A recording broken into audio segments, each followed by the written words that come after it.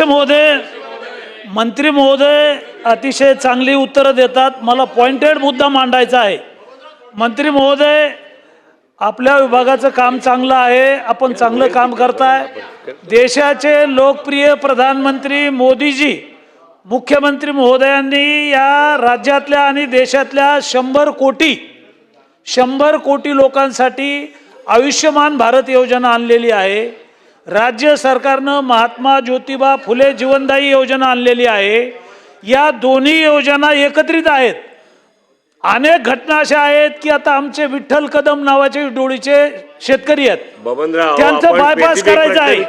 अध्यक्ष महोदय, अरे तुम्ही थांबा ना, चला प्रश्न विचारा, आपण प्रश्न विचारा. त्यांचं बायपास करायचं आहे. विठ्ठल कदम यांचं 6 लाख रुपये केंद्र आणि राज्य सरकार देतं, मात्र त्यांना फक्त 1 लाख रुपये मिळतात. बायपासला 1 लाख रुपयात होत नाहीये. 2 महिन्यापासून ऑपरेशन थांबलेलं आहे. त्याच्यामुळं केंद्राचे 3 लाख, राज्याचे 3 लाख असतानाही फक्त विठ्ठल कदम यांना 1 लाख रुपये मंजूर करू असं सांगितलेलं आहे. त्याच्यामुळं वरिष्ठ सदस्य जर 6 लाख रुपये एवढे लाभार्थ्यांना बायपास साठी देणार काय? अध्यक्ष महोदय, सन्मान्य सदस्य लोणीकर साहेबांनी जो प्रश्न विचारला, आमच्या योजनांमध्ये 1 लाख रुपयाची गरज नाही. आमची योजना ज्याच्यामध्ये बायपास असेल काय असेल त्याचे नॉर्म्स क्लिअर आहेत. आयुष्यमान भारत ज्या वेळेला आम्ही आमच्याबरोबर जोडलं त्यावेळेला आमच्या चार्जेसमध्ये सुद्धा वाढ झाली.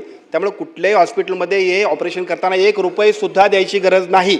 मी आपल्याला सांगतो, असं कुठलं हॉस्पिटल उशीर करत असेल तर आपण त्याच्याबद्दल सांगा. फक्त एक विनंती अजून करतो, कारण ह्या निमित्ताने एक संधी मिळते.